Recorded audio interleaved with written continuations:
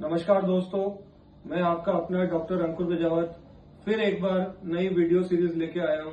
आप सबका स्वागत है मेरे YouTube चैनल डॉक्टर अंकुर बिजावत होम्योपैथी पे। आज का मेरा टॉपिक एक ऐसा टॉपिक है जो इंडिया में बहुत कॉमन हो चुका है। मैं पूरे इंडिया की बात कर रहा हूं। हाँ जी, बिल्कुल सही सुना आपने। इंडिया में एक बहुत बड़ी परेशानी बन चुका है और ये हर घर में फैल चुका है, एयर पोल्यूशन। एयर पोल्यूशन एक ऐसी प्रॉब्लम हो गई है जो आजकल अपने शरीर को बहुत नुकसान कर रही है, अपने इम्यून सिस्टम को बहुत नुकसान कर रही है और खासकर अपने ear, nose, throat and lungs को बहुत नुकसान कर रही है। ये एक तरह से वायरल इन्फेक्शन होता है। वंस अगर किसी को एक बार हो जाता है तो वो पूरे परिवार को ही चपेट में लेता है। ऐसा आप लोग इस वीडियो को कभी भी देख रहे होंगे, उस वक्त आपको कोई ना कोई आपके घर में मिल ही जाएगा जिसको वायरल इन्फेक्शन हो रहा है और वो वायरल इन्फेक्शन सब में फैलता जा रहा है। एयर पोल्यूशन दो तरह से परेशान करता है। एक तो एयर पोल्यूशन मैंने समझाया कि बाहर का एयर पोल्यूटेड इंडेक्स इतना खराब होता है कि अपन निकलते हैं, इसके एलर्जेंस अपने अंदर इन्फ्लेम जाते हैं और अपने को परेशान करते हैं। और दूसरा एयर पोल्यूशन ये है कि आपका बच्चा बीमार हो रहा है, उसको जुकाम खांसी हो रहा है, आप डॉक्टर के लेके गए, डॉक्टर ने उसको कहा अरे इसको खांसी हो रही है, क्या खांसी के साथ में इसको सांस फूलता है? आपने कहा हाँ भाई इसको सांस फूलता है, तो वो इसका नाम दे देते हैं अस्थमा।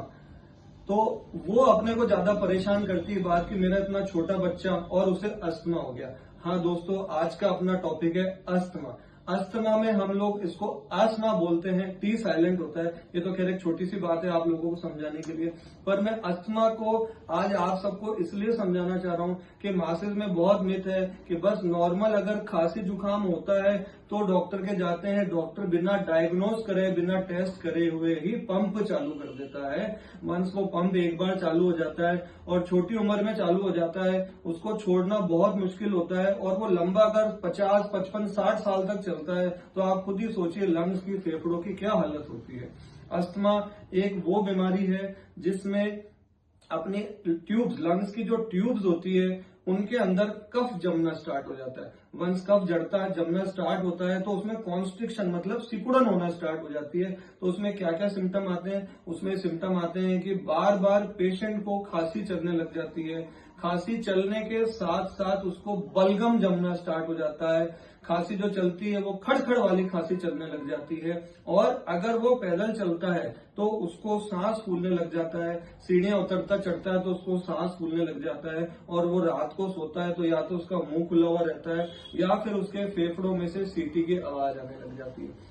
बार बार अपन उसको ट्रीटमेंट देते हैं, बार बार अपन उसको दवाई देते हैं, पर वो फ्रीक्वेंटली बीमार होने लग जाता है। अगर ये प्रॉब्लम 3 महीने से ज्यादा 2 साल तक चलती है तो अस्थमा हो सकती है, पर बिना डायग्नोज करे अपन इसको अस्थमा नहीं मान सकते हैं।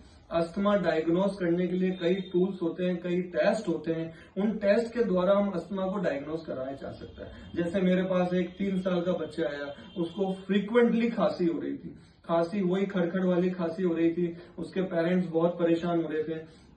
वो मेरे पास आया, मैंने उसको एग्जामिन करा और मैंने उसको एडवाइस करा कि आप इसके टेस्ट कराइए। टेस्ट में मैंने उससे हीमोग्राम कराया। हीमोग्राम में क्या टेस्ट होता है? हीमोग्राम में एक तो सीबीसी टेस्ट होता है और एक ईएसआर टेस्ट होता है। सीबीसी टेस्ट में हम लोग ये देखते हैं कि उसके इओसिनोफिल काउंट्स बढ़े हुए आते हैं क्या। अगर उसके इओसिनोफिल काउंट्स बढ़े हुए और ईएसआर काउंट बढ़े हुए हैं तो वो अस्थमेटिक हो सकता है, हुआ नहीं है, इसका मतलब वो एलर्जिक है। फिर हम दूसरा टेस्ट कराते हैं चेस्ट एक्सरे पीएव्यू। चेस्ट एक्सरे में हम देखते हैं कि उसके कफ जम रहा है या नहीं जम रहा है। फिर हम एक टेस्ट कराते हैं जिसको आईजीई लेवल टेस्ट बोलते हैं और एक फाडा टेस्ट बोलते हैं। आईजीई लेवल टेस्ट में हम लोग देखते हैं कि उसकी बॉडी में किस तरह की एलर्जी डेवलप्ड हो रही है, कितने लेवल की डेवलप्ड हो रही है।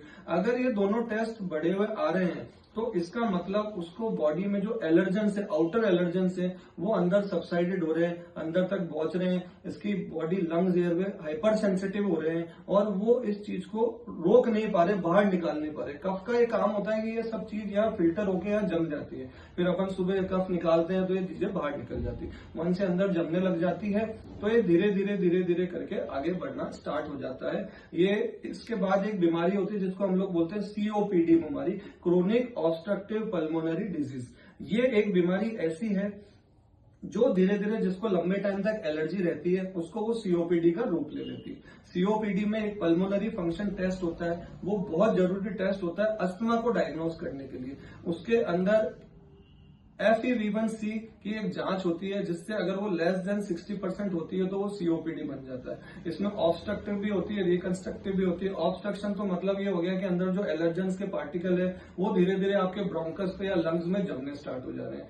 ये रिवर्सिबल है, इसमें ट्रीटमेंट होने से ठीक हो जाता है। इरिवर्सिबल ऑब्स्ट्रक्टिव कंस्ट्रक्टिव होती है, उसके अंदर सीओपीडी के अलावा दूसरी बीमारियां आ जाती है, जैसे ILD आ जाती है, इस्केमिक लंग डिजीज आ जाती है, निमोनिया आ जाता है, और आजकल एक नई टर्म चली जिसको कोविड बोलते हैं।